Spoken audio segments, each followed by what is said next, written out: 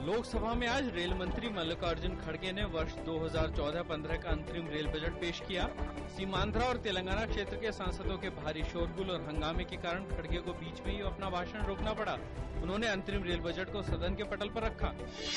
केंद्रीय रेल मंत्री मल्लिकार्जुन खड़गे ने कहा कि बनिहाल और काजीगुंड को जोड़ने वाली सुरंग का निर्माण इंजीनियरिंग का अद्भुत नमूना है। रेल मंत्री ने की 17 नई प्रीमियम ट्रेन चलाने की घोषणा। 38 एक्सप्रेस ट्रेन, 10 पैसेंजर, 4 मेमू और 3 नई डेमू ट्रेन शुरू करने का ऐलान।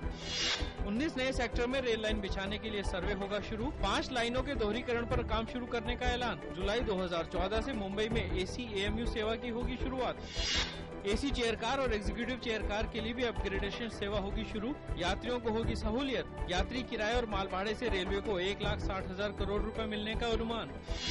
रेलवे का आंतरिक खर्च बढ़ा। साल 2013-14 के लिए ऑपरेटिंग रेशियो बढ़कर 19.8 हुआ। अगले साल इसके घटकर 89.8% पर आने का अनुमान। पूर्वी और पश्चिमी माल गलियारे पर काम बढ़ेगा आगे। अगले साल 1000 किलोमीटर तक रेल लाइन बनाने का लक्ष्य।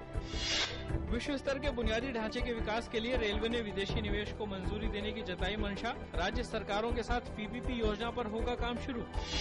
रेलवे का ऊर्जा संरक्षण पर खासा जोर। Windmill plant, solar power plants लगाने पर काम शुरू। शुरुआत में 200 रेलवे स्टेशन और 26 भवनों की छत को इसके दायरे में लाया जाएगा।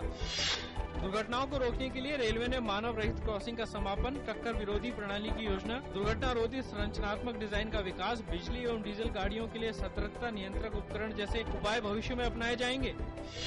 CPI नेता गुरुदास दासगुप्ता ने अंतरिम बजट में नई रेलगाड़ियों की घोषणा का स्वागत किया। साथ ही उन्होंने कहा कि रेल मंत्री ने अपने बजट में सुरक्षा पर कोई खास महत्व नहीं दिया है। JDU अध्यक्ष शरद यादव ने कहा कि इस रेल बजट में पिछड़े इलाकों के लिए कोई खास पहल नहीं की गई है। कांग्रेस नेता जगदम्बिका पाल ने बजट में नई ट्रेनों की घोषणा को बताया उल्लेखनीय।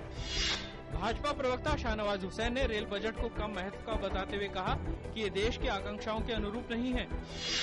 सूचना और प्रसारण मंत्री मनीष तिवारी ने भारत 2014 का विमोचन किया। केंद्रीय मंत्री ने सोशल मीडिया पर बढ़ती हुई असहिष्णुता पर कहा कि प्रेस की स्वतंत्रता खतरे में है, जिससे स्वतंत्रता के मौलिक प्रश्न लाने के लिए चर्चा शुरू हो गई है। IPL के 7वें संस्करण में भारतीय बल्लेबाज युवराज सिंह अब तक के सबसे महंगे बिकने वाले खिलाड़ी रहे। रॉयल चैलेंजर्स बेंगलोर ने 14 करोड़ रुपए में खरीदा। दूसरा स्थान हासिल हुआ भारतीय विकेटकीपर बल्लेबाज दिनेश कार्तिक को, जिन्हें दिल्ली डेयरडेविल्स ने 12.5 करोड़ रुपए की बोली लगाकर हासिल किया।